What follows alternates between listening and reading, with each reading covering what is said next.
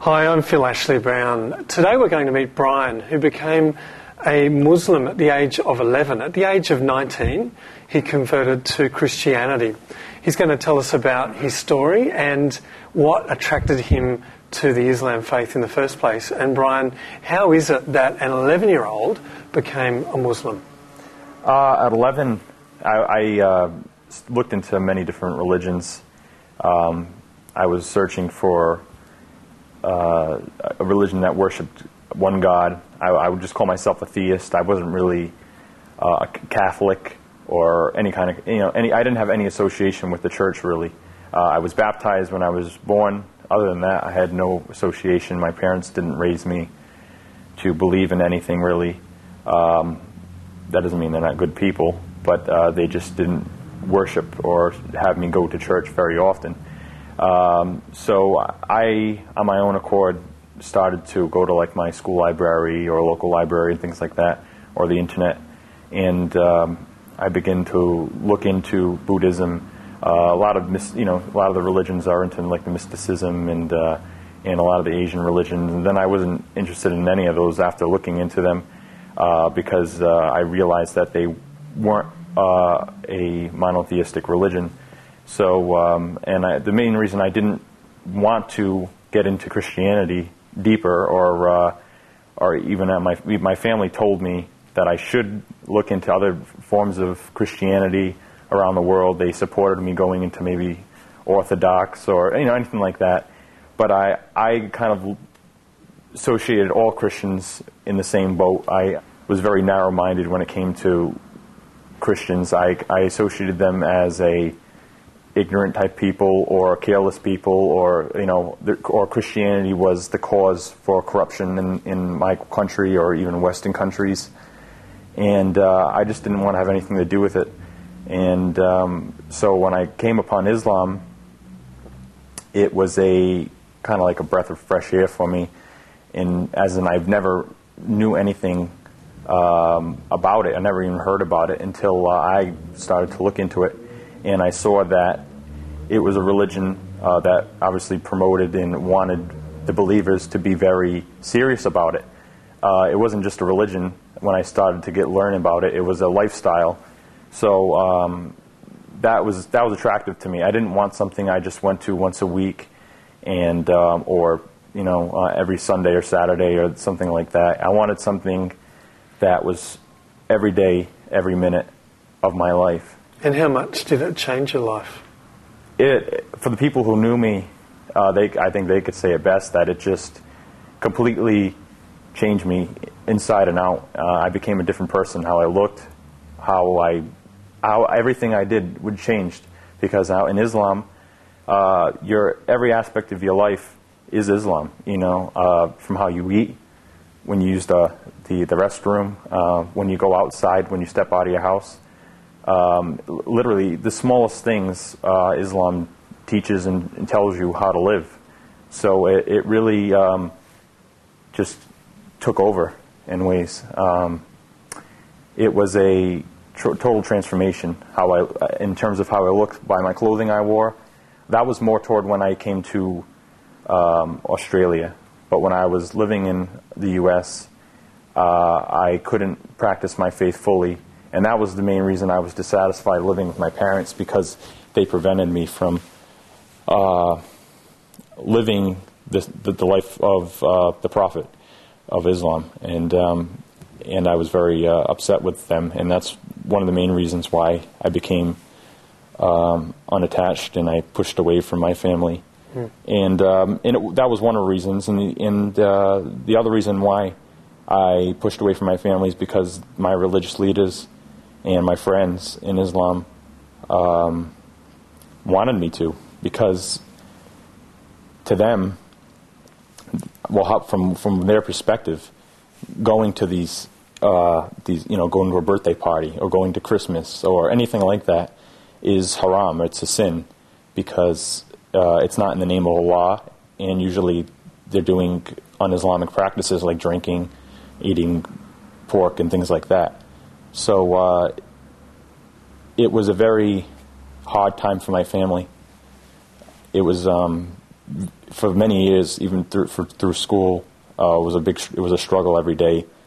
My mother was very upset all the time, so I took it upon myself to try to introduce Islam to them the best way I could, and that was by getting involved, trying to bring their lifestyle to meet my new lifestyle. So I would ask my imam to meet with their priest or something like that. Now, they weren't very religious, but they did have most nominal Christian families have at least a church they're affiliated with that they go to during holidays or something like that. So I agreed upon. I made an agreement with my parents to go to confirmation classes while I was a Muslim because I wanted to understand where they were coming from. I didn't do it in terms of I want to be confirmed. I just wanted to do it because I wanted to learn Christianity. That's what I thought at the time. And when I was done with the classes, I talked to the priest, and the priest, I told the priest that I was a Muslim, and I came to the class just to learn about the Bible and Christianity. And he told me that there was no need for me to leave my religion because Muhammad is a prophet of God, and Islam is a respected religion around the world. And that was a shock to me. And from that point, I says, there's no turning back from here.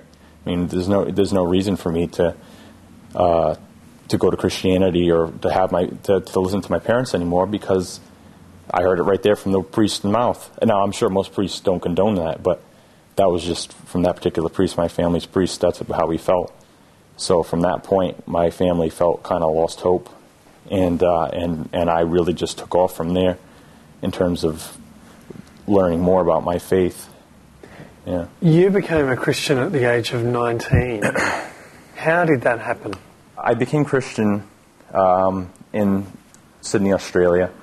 I came here partly due to, mainly because I'm married to an Australian, and I wanted to go to university here. So I came here to study Arabic at the University of Western Sydney, and I met a Christian man. He was running a Islamic Christian book table about books concerning both religions, and at the time I was dressed in full sunnah Islamic clothing, and I walked by him and he handed me a tract about Jesus Christ, and I just thought he was just a missionary type. Well, that's how I looked at any kind of Christian trying to show their faith, or just a missionary, so I kind of just disregarded him. But I stopped, I looked at the pamphlet, and I gave it a second thought, and came back and I talked with him, and I wanted to know what he really knew about Islam. If he has books about Islam, he must know something, and what he knew about Christianity. And I invited him over to my house for coffee because he told me he read many Islamic scriptures, obviously the Quran. He read the hadiths, various volumes of hadiths, Al-Bukhari, Sahih Muslim, things like that. And he read even deeper texts that most Muslims don't know about. So I was very interested because he read many scriptures that I haven't even was told about or heard about at the time. So when he came to my house, we spoke for basically all night, and he really opened my eyes up to things I really had deep answers and a yearning to learn. Because of my age, I think a lot of Muslims were keeping things from me, and most Muslims just don't understand Islam. That's the main thing. They just don't understand the real teaching and the real belief behind Islam. Because most Muslims are just a nominal base. They just raised Muslim, and that's just how it is. So most of my friends and most ones I associated with were just nominals. But then there's a deeper side to it, and there's a different side. What did you notice about Muslim leadership during that time? The people that are running the mosque, or they're leading the mosque, they don't tell their followers everything they should know. in some mosques they do, but I think most mosques, most Muslims are moderate, so they don't want to push them away. And I think a lot of the leaders purposely don't tell their followers the truth about a lot of aspects of Islamic history and the religion, purposely because they don't want people to become afraid, or in some ways they don't want to say it openly because they don't want it to become public. A lot of the things. So it's kind of like there's one side of Islam that everybody sees, and then if you go to school to learn more about Islam, that's when you really become engrossed in it in a different way, where it separates you from the nominal Muslims to becoming more of an educated, more of a deeper believer, based on the things they selectively only show people who take it upon themselves to go to the Islamic universities in Pakistan or Egypt or at the main countries that teach Islam, in Saudi Arabia and other places. What sort of reaction did your Muslim friends have when you converted to Christianity? Every Muslim I knew had mixed feelings about it. They all were negative about it, obviously. Some were tried to speak with me. Others just cut me off completely. And others I didn't want to tell at all because I knew they would try to kill me. Who would that have been? Well, at the time I was involved, when I came to Australia, I became involved with Jamaat Islamiyah, and that particular group, I knew if they knew if I became a Christian, they probably would have tried to take my life and my wife's life as well, because they're very serious about what they believe in, and they don't have any restraint, and and it's a tenet, it's a commandment upon Muslims to, obviously kill apostates. So I knew that, and I didn't want to risk my wife's life, so I just didn't tell them. But there was, like I said, there was others who tried to speak with me and tried to be civil and try to give me a second chance and say it's not too late. And at that time, I told them that, from what I read in the Bible, there was no turning back. The Bible really opened my eyes up to things that I never saw before, and I couldn't believe.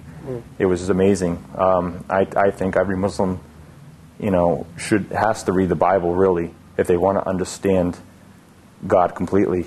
Even if the Quran even challenges Muslims or challenges anybody to, if you're in doubt, to go out and seek knowledge and to read. So I think that's a challenge that every Muslim should take upon themselves, because that's what I did when I met my friend at the university. He handed me just the Bible alone, and I started to read the Bible, and this things in it really started to sink into me deeply, and I looked at things in a totally different way after I read it, and because every Muslim has to respect the Bible, at least. They don't respect it as a book that is pure anymore, but they do respect it that it used to be a word of God. And so I said, well, I owe it to myself, and I think to read it at least, see what it has to say. And then when I actually did read it, it was nothing I could imagine, My family never taught me any of the things the Bible said, and I think once you do read it, I think you'll see it a comparison between the nominal Christians or not even non-Christians and the true Christians that that I'm a part of now, the true church, which I'm not saying there's any particular denomination, but those who believe in Jesus Christ as their Lord and Savior, and that's what I believe in now. Yeah. How much did your life change after converting? Becoming a Christian, and not just a Christian, but a Christian born again in Christ.